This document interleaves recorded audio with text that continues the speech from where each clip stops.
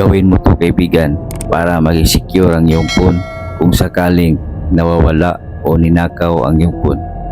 Pag nagawa mo to kaibigan, kusa itong mag-lock ang iyong phone at naproteksyonan ang lahat ng mga files na andun sa iyong phone. At kung sakaling mag-offline ang iyong phone, ang mga data ay maglalak po ito. At ito pa kaibigan, pwede mong i-erase ang lahat ng data ng iyong phone. Wow! Pag nagawa mo to dun sa settings ng iyong phone. Kaibigan, kung interesado ka sa ating video at kung may nais kang malaman, i-comment sa comment section at kung bago ka pa lang, i-click ang follow button sa tabi ng pangalan ko para updated ka palagi sa ating pagtuturo. Tara, ilak na natin ang ating phone para secure ito. Let's go! Okay, i-open mo lang yung phone kaibigan. Dapat mo itong malaman talaga kaibigan para ang ating phone na pinaghirapan natin ang matagal para mabili ay secure po ito kung sakaling mawala o ninakaw o pwede rin yung mga lahat ng ating mga files na ating phone ay maging secure kasi nga pag nagawa na rin ito talagang legit ito naka-built-in sa ating phone. Okay, hanapin lang ang settings ng iyong phone. Okay, hanapin lang ang settings ng iyong phone. Pag nakapunta ka na sa settings ng iyong phone, mag-scroll ka lang pababa. Scroll pa pababa. Itap mo itong Google. Mag-comment ka na lang kaibigan kung saan ito nakaabot ang ating video. At sa mga kaibigan nating patuloy na susuporta, salamat po sa inyo. Okay? At itap mo lang itong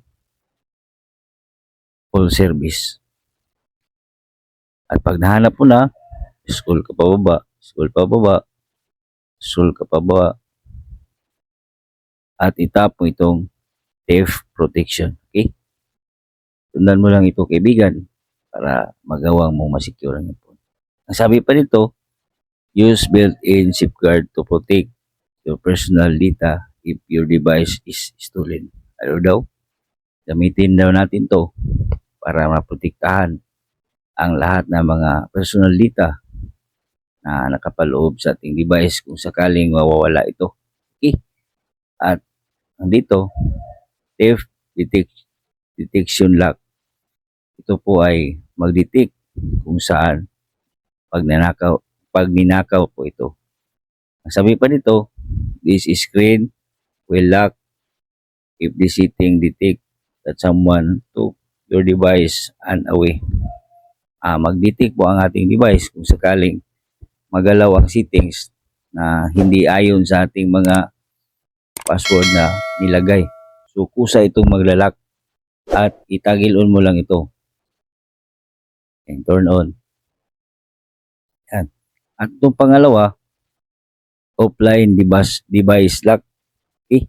The screen will lock shortly after your device goes offline to help protect your data. No daw? Ang screen po ng ating cellphone ay maglalak pansamantala kung sakaling ating mga device naka-offline o ninakaw na po ito o nawala para maprotektahan ang ating data. Okay, itagilon lang natin ito. Turn on. At dito, remote lock. Kasama na po ito. Pag ang sabi pa dito, if your device is lost or stolen, you can lock its screen with just a phone number. So, napakaganda nito kaibigan kasi nga hindi sila makinabang sa ating mga Android phone kasi nga yung phone number na ating nilagay dito ay pwede natin gamitin para i-lock ang ating cellphone o i-delete ang lahat ng mga data. Okay? So, ganun lang kaibigan. Huwag kalimutan i-share ang ating videos at tandaan ang kaalaman ay kayamanan. Sa lahat.